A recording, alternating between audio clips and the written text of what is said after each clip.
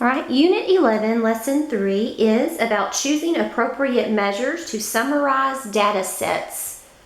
So we're going to be focusing on questions like these. How do you know which measure of center best describes the data? Remember, our measures of center are mean and median.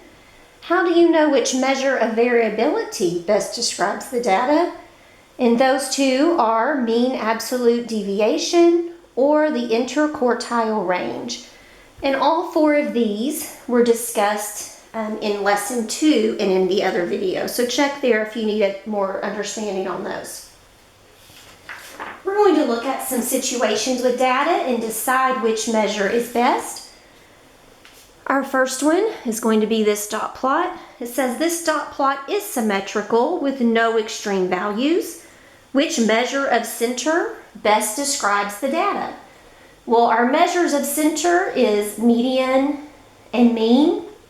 If we know our dot plot is symmetrical, where we have this peak in our data, then the sides look the same, this is what we call symmetrical. It also says there are no extreme values, so the best measure of center would be mean or the median. You could use either one to describe your data.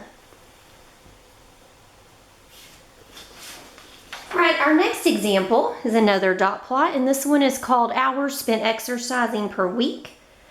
And then at the bottom it has our number of hours. This dot plot is not symmetrical and has one extreme value. Which measure of center best describes the data?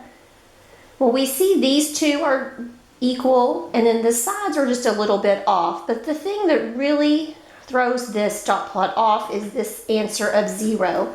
Someone responded with 0 hours of exercise, and that is our extreme value. So in that case, the best measure of center would be the median. If we were to use the mean, the average would be thrown off a little bit by this extreme value.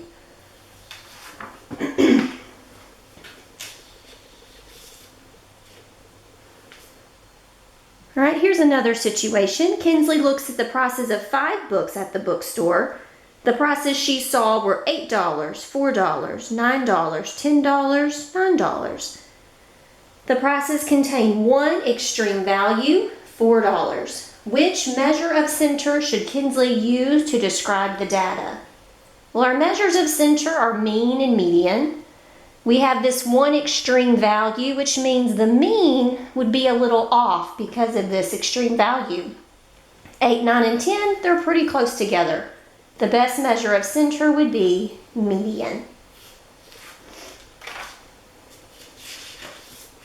All right, let's look at this situation. Kinsley goes to another bookstore and looks at the prices of 5 books. The prices of the books she was interested in there were $6, $7, $5, $6, $8. There is no extreme value in this data set. So which measure of center should she use to best describe the data? Well, with no extreme value, she could use the mean or the median. They would both work.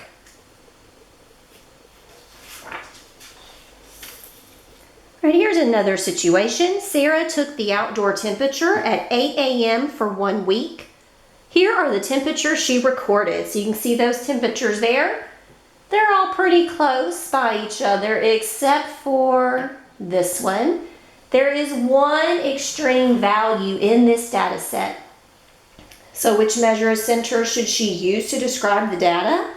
With one extreme value, median is going to be the best measure of center.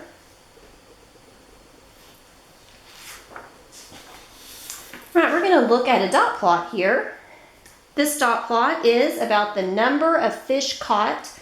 This dot plot is symmetrical and has no extreme values.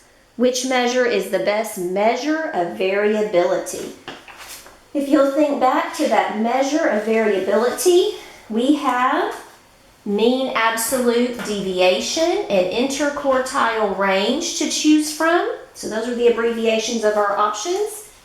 In this case, when there are no extreme values, and we have this dot plot that is symmetrical, Our best choice is mean absolute deviation. That would be the way to go to measure the variability. All right, we have one more dot plot. This dot plot, still about the number of fish caught. This dot plot is not symmetrical and has two extreme values. Which measure is the best measure of variability for the dot plot? So for our measure of variability, these are our two options.